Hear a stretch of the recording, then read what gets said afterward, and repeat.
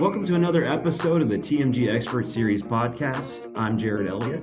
I'm a principal consultant here at the McKelvey Group, and I'm here today to talk with Marc Hamann, Vice President of Pricing Solutions for the McKelvey Group. Marc's been involved in the preparation of cost and price volumes for almost 20 years, previously working for companies such as KBR, where he served as the Director of Pricing for the Space and Mission Services Division.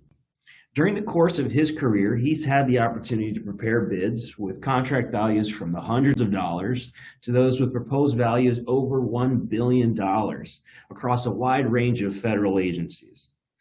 More recently, Marc joined TMG to lead the pricing group. Thanks, Jared. It's a pleasure to be here today. Excited as always to discuss any concept in the realm of government contract pricing. Hey, that's great to hear, Marc.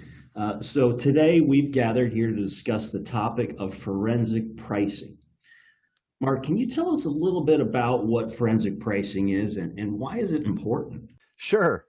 To start with, forensic pricing is exactly what you would probably expect it to be. It's really about the process of examining, analyzing, and reporting on cost and price volumes or submissions, typically to establish the reasons why a given cost proposal was not evaluated more favorably, to look at how price differentials between the bidder's price and that of the winner could have occurred, and also to take a look at the alternative strategies and tactics that could have been employed on the bid.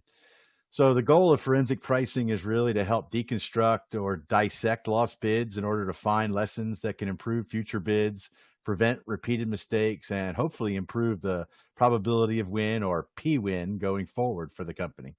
Okay. So is this something new, and where does this term forensic pricing originate? Well, I really don't think it's something new, but probably rather something that more often gets lost in the shuffle of the fact that commonly companies go from bid to bid to bid and don't really have much time to stop and reflect on things like process improvement or related tasks that could ultimately contribute to or detract from proposal success. So while companies do very commonly conduct a lessons learned process just after a bid is submitted, the timeframes between the proposal submission and the proposal award are often quite lengthy, and it's probably less common that companies take the time and effort to go through and really look and see what underlied their losses. But for those that do, there really can be a lot that I believe that they can learn, from looking at the past in order to inform the future to some extent. And in terms of the origination of the term, I'm really not sure. It's something we began to toss around and use across our team as we discussed the concept for what this process is and how it's conducted. We felt it's similar in many aspects to a criminal-based investigation, where forensics is related to or denoting the application of scientific methods and techniques to the investigation of a crime. And while, obviously here we're not investigating any crimes, I think for us, we thought about it in terms of the approach, using a standard set of methods and processes to reconstruct the bid in order to get that better understanding of how the government is evaluating pricing, better understand those price differentials to the competitors, and help our clients bid more successfully in the future. Okay, excellent, Marc. Yeah, I totally get it. And I see how a lot of companies can get caught up in that cycle of just moving on to the next bid, especially, with win rates, the challenge of the competitive landscape with bids. You're not going to win every single bid. So I can see teams just going, especially smaller companies, teams rolling right into the next bid. I mean, that's been my experience in the industry, and I can surmise as much on your side. I agree. I mean, Marc, isn't this something that companies can do themselves without any outside assistance? Yeah, certainly I think it is. And we would encourage that, companies that, this is something that they really should think about doing. However, there are a lot of reasons why enlisting an independent resource might pay additional dividends beyond those accomplished just with internal staff. For instance, when we look at it from our standpoint, we believe that TMG can bring in a fresh set of eyes that aren't biased by any internal politics or any preconceived opinions. In some respect, because of our unique position, gives us a unique ability due to the breadth of clients and bids we experience to maybe bring a wider span of federal pricing than a single company typically has on hand internally.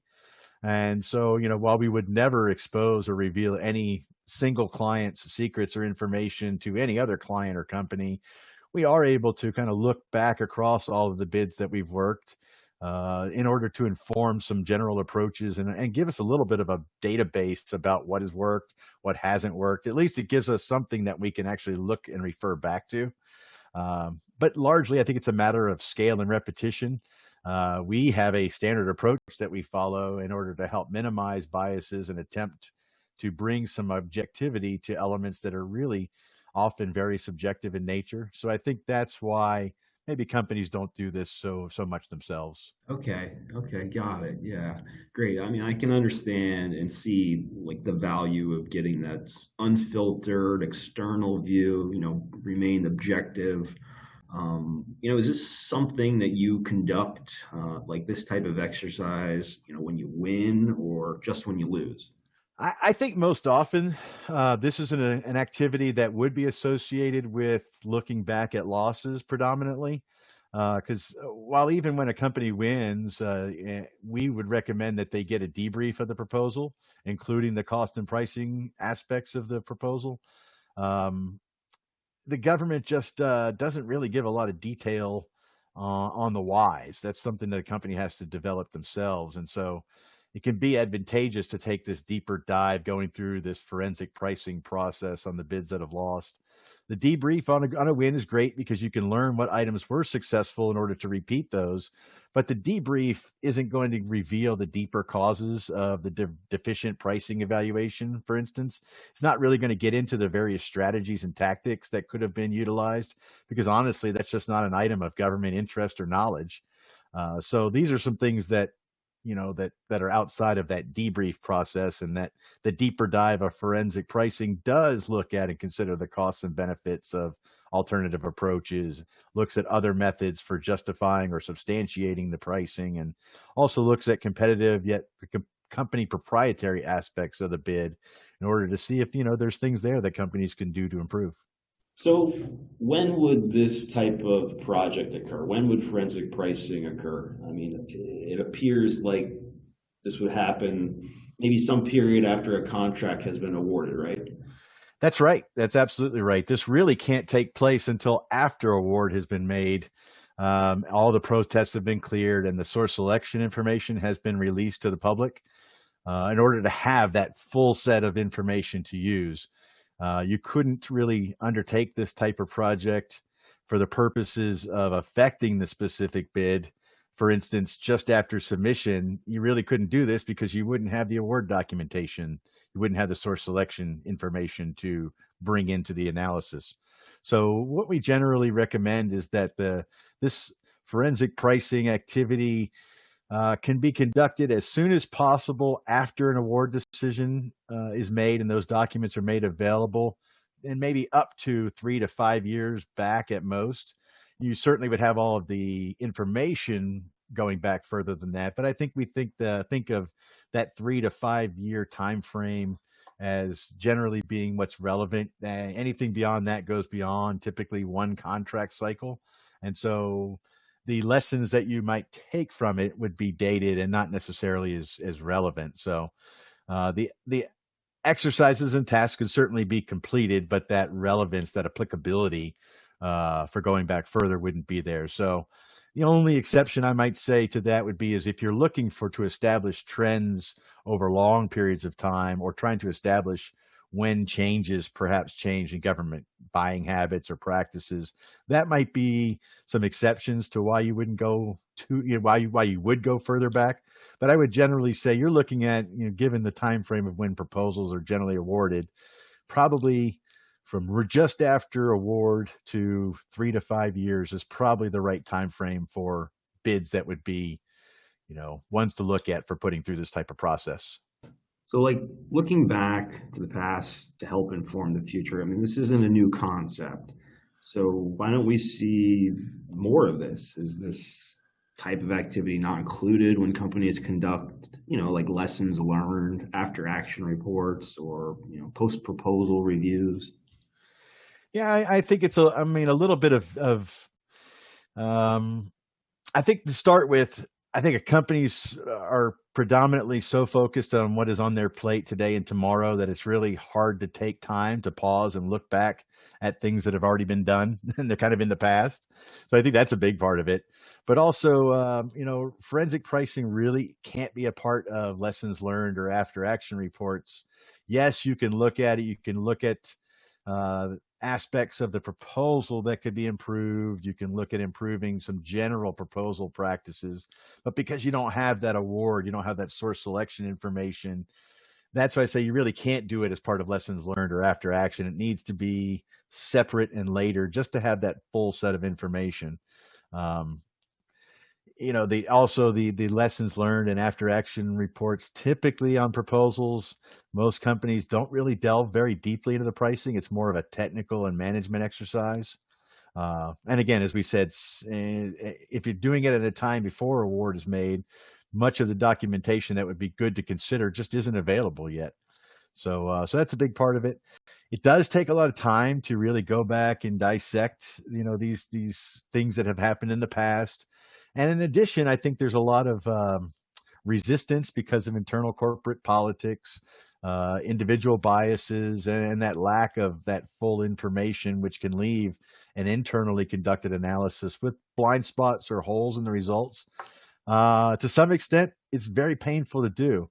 So, we believe at TMG that there's often a lot that can be learned from these forensic pricing exercises. There's a lot that can be learned from looking into those losses. As long as the inquiry is honest, without bias in approach or fear of the results, we like to say that we believe the best use of this information is to bid better going forward, not to use it to scapegoat mistakes from the past, if that makes sense. Yeah, no, totally makes sense. So I got another question. What do you mean by bid better going forward? I mean, can you share a little more about what that means? Yes, of course, absolutely.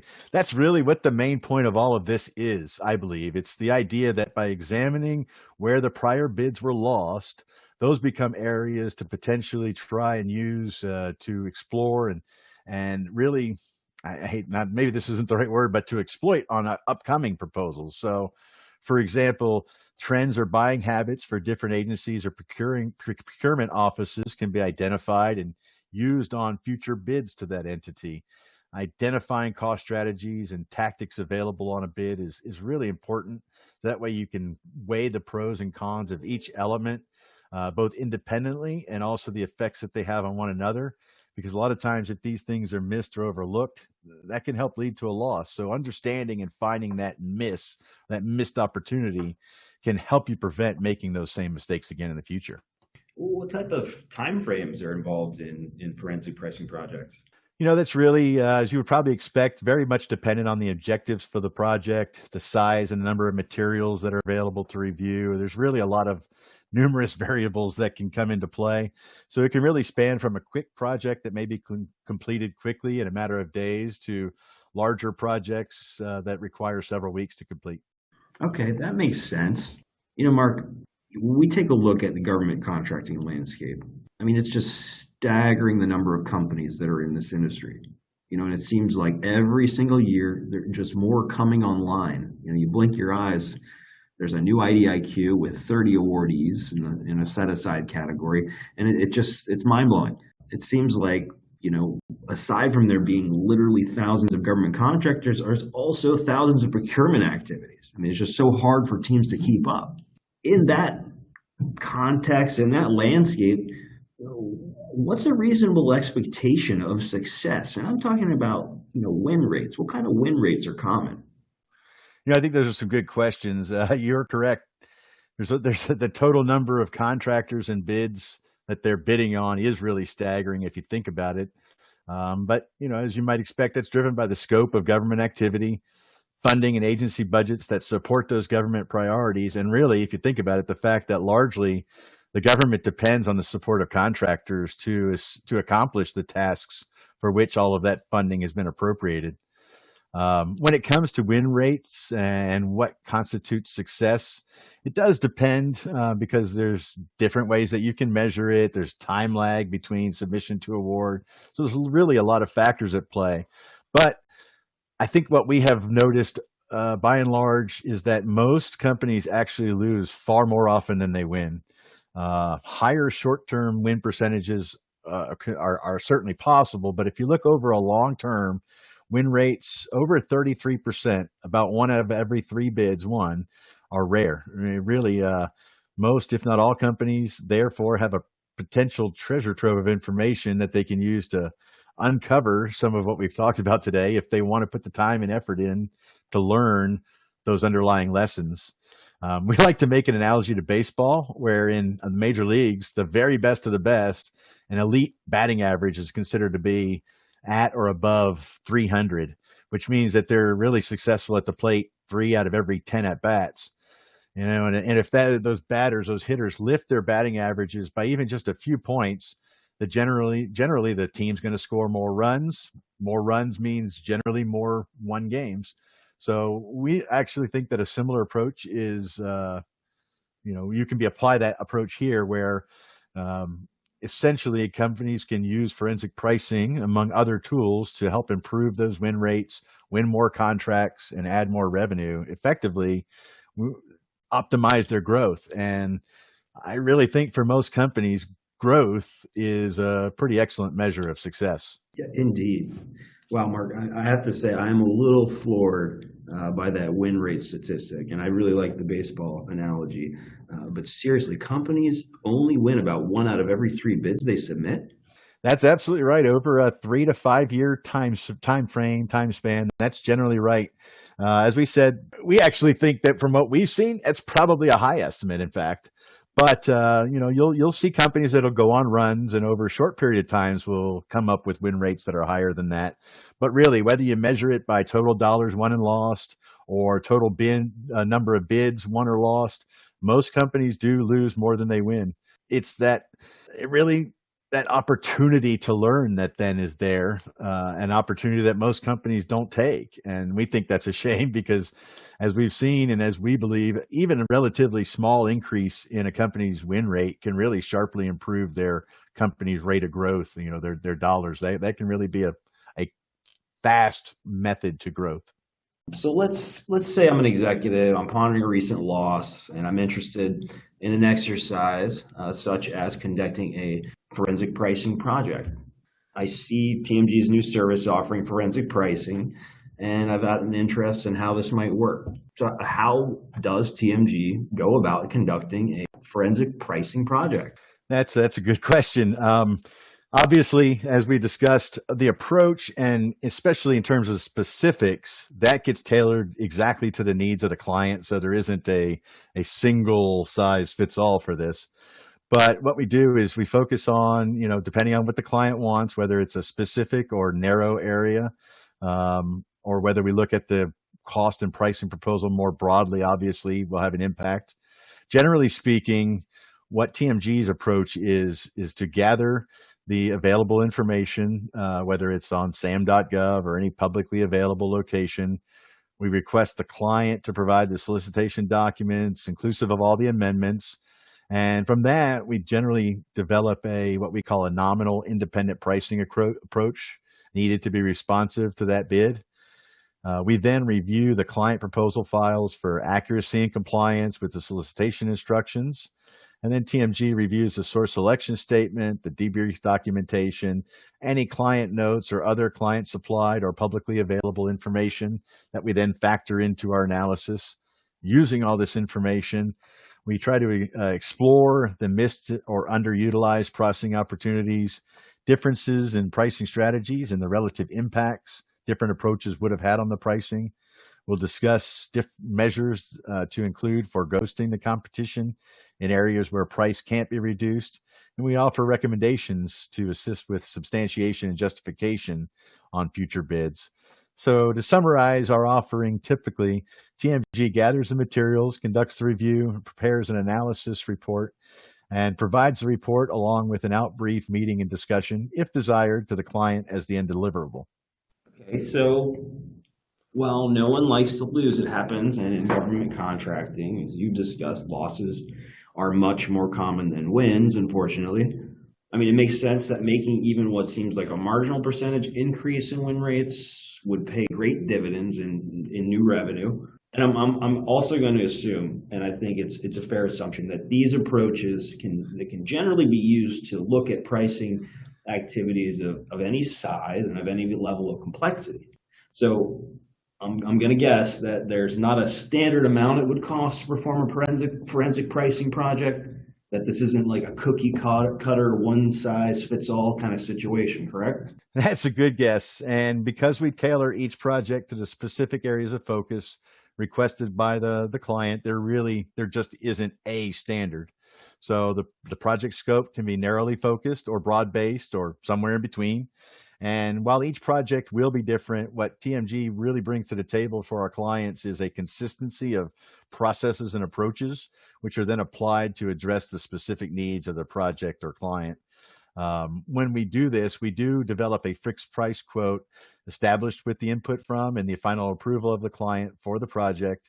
And then only if additional scope, additional meetings, or other additional client requests are made would an additional cost be incurred. And these items would generally be on an hourly cost basis. So you're right that we believe that it is possible to use the past, in this case, bids lost, to find the areas of the pricing approach that need improvement, where opportunities were missed or underutilized, and so forth. And your assumption is correct that this forensic pricing approach can be applied really to any size of bid. As long as we have the solicitation documents, proposal documents, and the government evaluation and debrief, effectively, as long as we have some level of information on the winning bidder and the client's proposal information, a review can be conducted. Of course, as with anything, the greater level of detail that's made available, the greater potential for good objective findings to result. Well, Mark, this has really been eye-opening. A lot of really great information. I've got a better understanding overall of what forensic pricing is, and how companies that take advantage of an opportunity such as projects like this, they can really improve their pricing and increase their win rates and lead to increases in growth. I really want to thank you, Mark, for joining us today to share the announcement of TMG's new forensic pricing service. So thank you. Really appreciate it. And thank you, Jared, for joining me today for a discussion about this. It really has been a pleasure to be here and to share what I think is very exciting news about TMG's new forensic pricing service, which augments our existing pricing offerings and service to federal contractors. Thanks to all who joined in this podcast. We hope you've gotten some great information, and we look forward to providing more great podcasts very soon. And happy bidding to everyone. Thank you. Good luck.